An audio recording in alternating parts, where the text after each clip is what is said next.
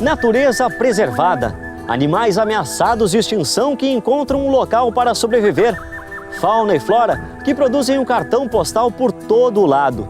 Tudo isso a menos de 50 quilômetros de Porto Alegre.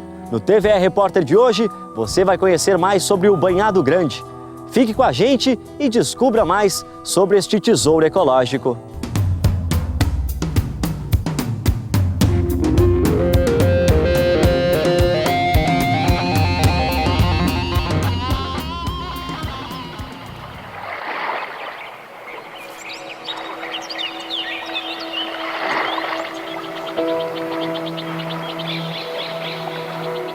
Esta região é mais que simplesmente um território verde. O Banhado Grande é uma área de proteção ambiental. Aurici é bióloga e atua em uma ONG na região. O banhado, ele é como uma esponja, né? No qual existe uma grande quantidade de água. A água, ela verte, né? Não é como se fosse uma nascente, são várias nascentes, a água verte no solo, não é? E o banhado ameniza o clima, serve de nascente, serve de água para um manancial, no caso aqui o Gravataí, né? Que é importante, e ele é um ecossistema muito frágil e que precisa ser mantido. Como a água está em fluxo, não é? E ele é uma biodiversidade, tanto de fauna e de flora, rica. Se há algum impacto, isso rapidamente se espalha. Como a APA é uma unidade de uso sustentável, é permitido o uso da terra, o uso de todos os seus produtos ecossistêmicos, né? Mas ela tem que ser um material que seja muito bem trabalhado. Um espaço de biodiversidade de quase 140 mil hectares espalhados entre 4 municípios: Santo Antônio da Patrulha, Gravataí, Glorinha e Viamão. É onde estamos para conhecer bem de perto quem vive e mais trabalha nesta terra. Sidney deixou a vida no garimpo em Ametista do Sul, interior gaúcho, e veio para cá em 1998, quando o governo federal assentou famílias de sem terra. O início não foi fácil. A gente se dedicou mais a gado, né? Pecuária. Ainda hoje a gente faz isso, né? Mas aí, a partir para cá de 2011, se deu conta de que esse solo podia oferecer produto bom. Sim. Interessante. A gente começou com um pedaço, aquela parte lá de cima onde vocês viram, e depois veio para cá e já tivemos que ir para o outro lado, né? Com o passar do tempo, Sidney e outros agricultores se uniram e resolveram produzir juntos. 5 famílias cuidam destes 6 hectares recheados com mais de 20 tipos de verduras e legumes. Pense em uma e ela estará em alguma caixa. 150 caixas de 150. De verdura? Aí tem os amarrados, em torno de 50 dúzias de tempero, couve, a rúcula, tudo isso é coisa que a gente colhe no dia a dia, que todo dia a gente tem colheita. Só que para brotar tanta variedade da terra, ele não usa mágica ou agrotóxicos. Cal, esterco de aviário, cinza, água, muita água e dedicação. Daí tem colheita o ano inteiro. Quer um exemplo? Olha o tamanho da alface. Chamar a atenção, mas é justamente em função desse adubo extremamente natural e sem uso de agrotóxicos. Sem uso. É por isso que eu retorno a te falar, né? Que não tem o porquê a gente usar o adubo químico, veneno, porque se a gente tem uma experiência já de 1 ano, a gente viu que não tem necessidade de usar nada de químico. E que o resultado é fantástico. É fantástico, é fantástico. E a natureza como fica? Preservada. Pelo menos esta é a consciência do ex-garimpeiro que apostou no campo para o sustento da família. E não é que o quero-quero, ave típica dos Pampas, resolveu fazer um ninho no meio do canteiro de couve. Sidney nem pensou 2 vezes, deixou aquele espaço reservado para os pássaros que estão sempre de olho no que acontece ao redor.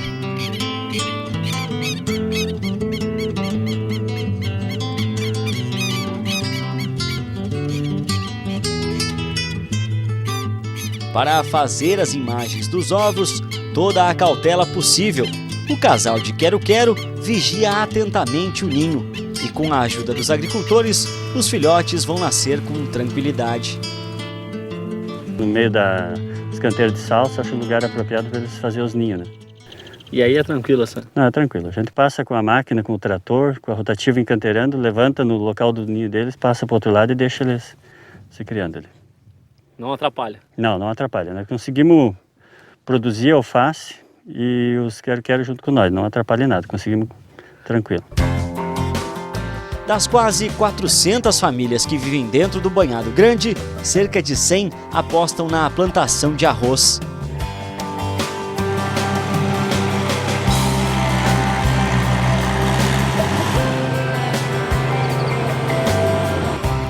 Ninguém conhece por aqui o Osmar Moisés. Ele é o perito, um apelido perdido no tempo e que virou praticamente nome próprio. Faça chuva ou faça sol, das 6 da manhã até as 4 horas da tarde, perito sempre teve o foco na lavoura. A gente era de uma região lá que se produzia, era o soja, o trigo, né?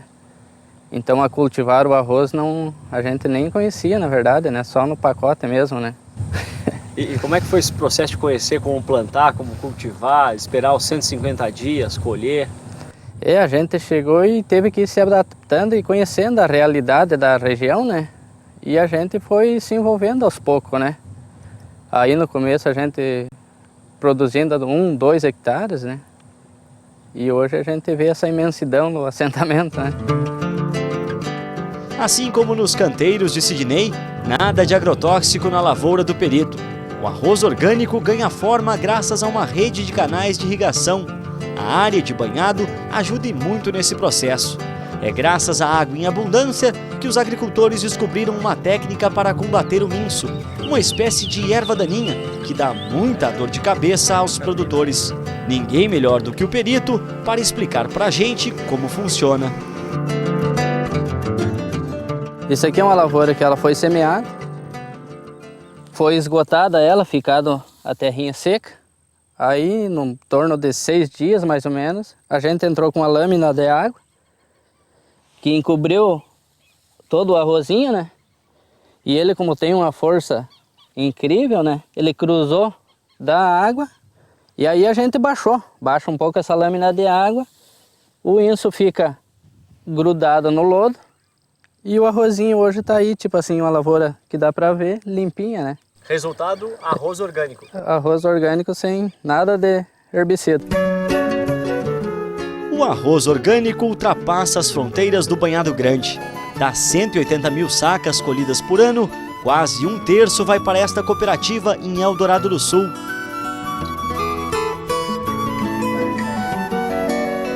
Ah, mas antes de chegar aqui, o grão é industrializado em Nova Santa Rita, também na região metropolitana de Porto Alegre. Banhados Pacheco tem uma contribuição muito importante no grupo do arroz orgânico na região de Porto Alegre. Então, significativamente, são 30% das famílias e da produção do arroz vem daquela área. Então, e esse arroz significa também qualidade. Por ser plantado num período diferenciado na região, ele é um produto que apresenta características próprias e de bom rendimento de indústria, né? Empacotado assim bonitinho, a vácuo, o produto tem 1 ano de garantia. Tanto faz polido, parbolizado ou integral. Nenhum grão recebe agentes químicos. Além de cuidar da natureza, ele também traz um retorno econômico satisfatório para o agricultor. Não em termos de grandiosidade de produção, porque o produto orgânico, por respeitar as condições objetivas da natureza de produzir os recursos naturais, nós extorquimos menos da natureza, né? E com isso também o agricultor obtém renda suficiente para ele sobreviver na agricultura. Com isso confirmando que é possível ter vida próspera no meio rural, nos assentamentos e cuidar da natureza. Em um container como este, cabem 30 toneladas de arroz. Para se ter uma ideia, equivale a 30 mil pacotes como este. Mas esse espaço aqui nunca fica lotado. Isso porque o movimento de carga e descarga é constante e boa parte deste produto vai parar nas escolas públicas da região. O arroz produzido nos 16 assentamentos da região, ele é distribuído para programas governamentais, entre eles o PENAI, que para nós é uma satisfação levar até as comunidades carentes, através da CONAB e através do PENAI, para as crianças, que a gente está quebrando um tabu aqui, na verdade, né? porque diz que o produto orgânico é um produto caro e que só quem tem condições de consumir, de poderes aquisitivos é que vai comprar esse produto. Então nós temos levando para a merenda escolar, para a alimentação, um produto saudável e de qualidade para as crianças que a gente também quer cuidar delas, assim como cuida da terra e que é o nosso futuro. Voltando à área de proteção ambiental, a produtividade das lavouras do assentamento em Viamão passa pela educação que recebem os moradores daqui. De nada adiantaria usar o solo fértil para plantar se não houvesse um cuidado com o banhado para permitir a manutenção do ecossistema. Aqui, a atividade rural mais natureza não é igual a desmatamento ou degradação do terreno. Pelo contrário, é uma equação que garante o sustento de famílias aliada ao cuidado da fauna e da flora. As pessoas precisam ter o senso de pertencimento à região. Se eu pertenço, eu cuido. Se eu conheço, eu cuido. Se eu conheço, eu preservo.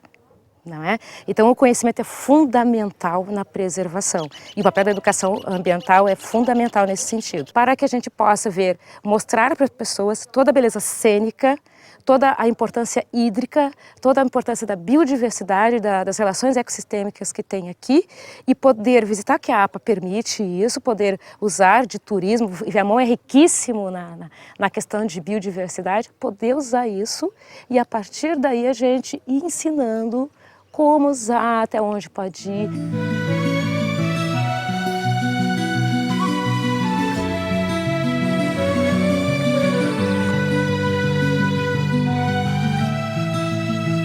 Hoje o ser humano ele usa a terra, ele usa a natureza, não é? E a gente tem que fazer essa gurizada e todas as pessoas entenderem que nós somos parte da natureza, não dono dela, não é? E sendo parte dela, nós somos um elemento desse ecossistema que tem que estar em harmonia com ele.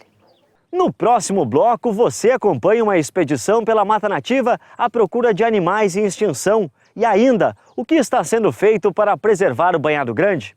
Depois do intervalo, a gente espera por você no TVE Repórter.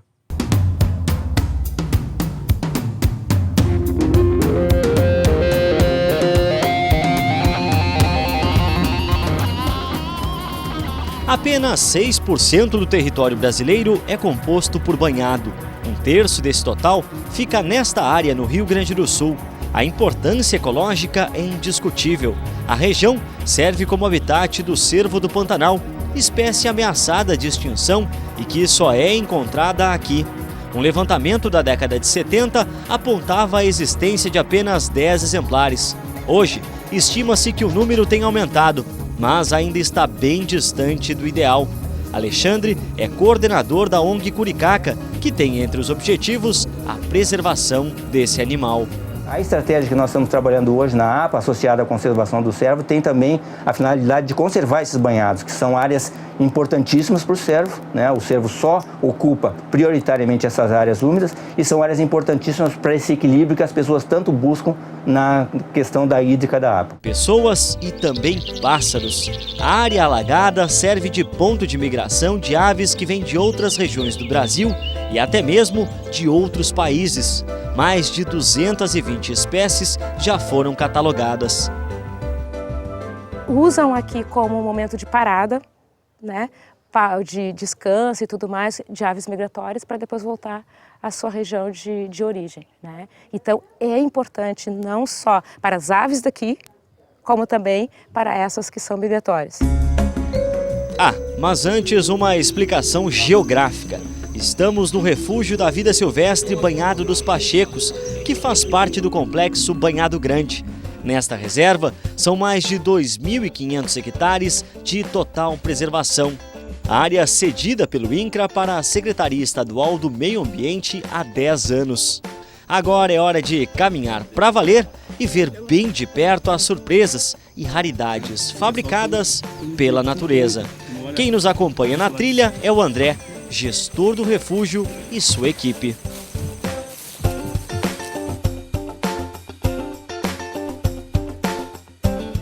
Há 3 anos, a função dele é cuidar do refúgio.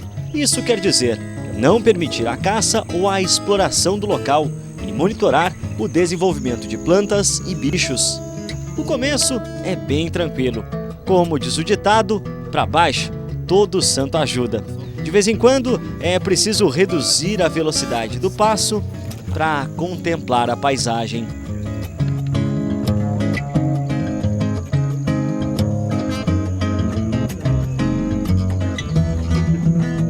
De longe, a gente observa uma pesquisadora no meio do caminho.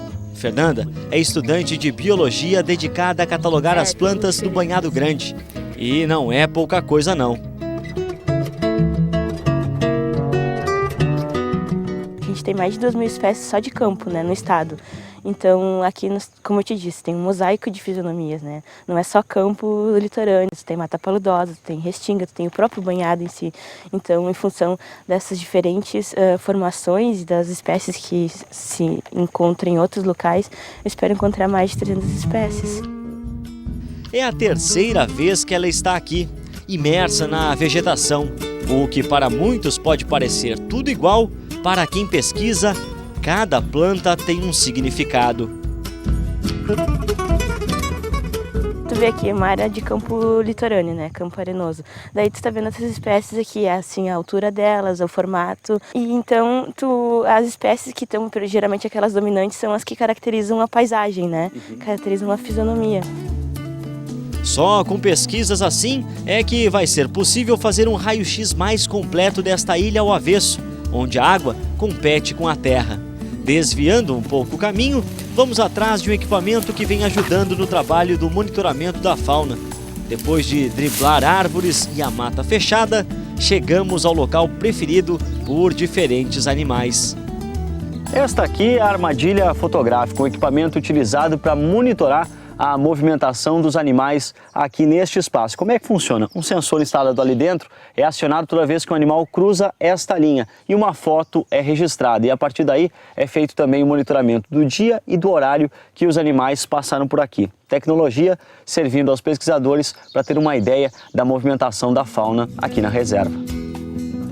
Hoje é dia de abrir a armadilha e verificar as fotos. André repete o procedimento 2 vezes por mês.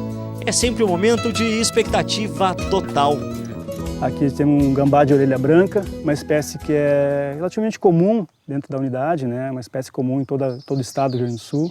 Essa é uma jaguatirica, né? Um registro mais recente. A foto foi tirada às 7 horas ainda no final da tarde, né?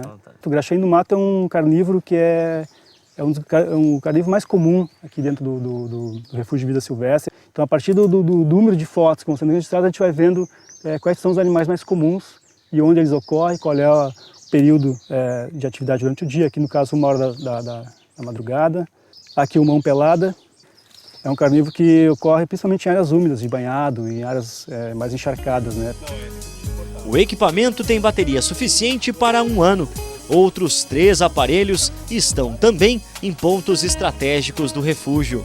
Ele é muito importante em unidades de conservação porque a gente consegue monitorar não só a passagem de animais, a quantidade de animais e onde eles ocorrem, mas também como alguns problemas, por exemplo, de caçadores. Ele registra também os caçadores que passam na frente, os eventuais caçadores, ou animais silvestres, como entrada de cachorros domésticos. Isso a gente tudo consegue monitorar através desse equipamento.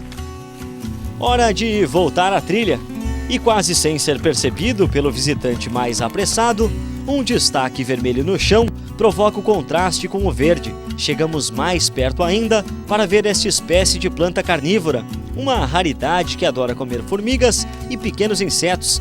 Mas isso ainda não é tudo. Vamos ao encontro de uma figueira. A centenária árvore é o berço de bugios, primata que está ameaçado de extinção no Rio Grande do Sul. O barulho foi o principal inimigo para localizá-los nesta expedição. Na dúvida, como não sabiam quem eram os visitantes, os bugios preferiram dar no pé, ou melhor, fugir de galho em galho.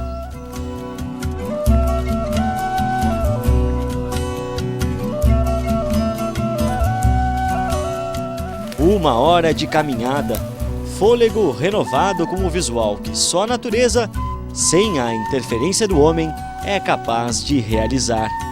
E para manter este santuário ecológico, é preciso a criação de um plano de manejo. É como se fosse um regulamento para dizer o que pode e o que não pode ser feito no Banhado Grande. Para isso, a Secretaria Estadual do Meio Ambiente precisa assinar um convênio com a Fundação Zoobotânica. Sonho de quem trabalha e defende a região. O plano de manejo deve dizer quais as áreas mais importantes para serem conservadas, quais as atividades que podem ser realizadas dentro da APA, quais não, aquelas que podem ser realizadas, como elas deveriam ser realizadas, qual a melhor forma, né? Recomendações de diretrizes que permitam que a APA cumpra com a sua função de desenvolvimento sustentável. Preservar o Banhado Grande é preservar fauna e flora e a água abundante da região. Esta represa foi criada por produtores de arroz na década de 70. Hoje a água é utilizada para irrigação e parte segue por canais até o rio Gravataí, que é utilizado para o abastecimento da população de municípios da região metropolitana de Porto Alegre. Estamos falando de 1 milhão de pessoas que consomem esta água e da represa que ocupa 1.500 hectares. As nascentes do rio Gravataí também ficam dentro do Banhado Grande. A APA do Banhado Grande ela foi criada com um dos objetivos é a proteção de água, né? O desenho dela já pega todas a bacia de drenagem para os banhados que abastece a região metropolitana de água potável. A água que tem aqui em cima, mais próximo das nascentes do Gravataí, é bem diferente daquela água do Gravataí que tem mais na foz, que aí já tem uma influência das indústrias bem maior. Aqui ainda tem esses ambientes que a gente vê. Por isso, duas palavras são sempre lembradas por aqui: educação ambiental. E não tem idade para dar valor à natureza. Seu Valmir deixou o Norte Gaúcho para morar no Banhado Grande há 14 anos. Com a experiência de quem chegou aos 6.1, tendo o campo como trabalho, Chiru, como é conhecido na região, esbanja vitalidade, histórias e respeito pelo ecossistema. De vez em quando o senhor sai aí, vê um bicho diferente, o senhor vê um capim, o senhor vê um ratão, vê um veado, vê a veada com os filhotes, né? E é uma coisa que eu preservo bastante, né? Trocar aqui pela vida na cidade grande, nem pensar. Não, nem pensar. Eu quero ver se morro por aí mesmo, né? Eu tinha um amigo meu que dizia assim, que ele queria morrer na luz elétrica ou no estribo do cavalo, e eu penso a mesma coisa, né? Por aqui, não na cidade, né? Um sujeito que aprendeu e hoje ensina que a natureza e o homem podem conviver em harmonia.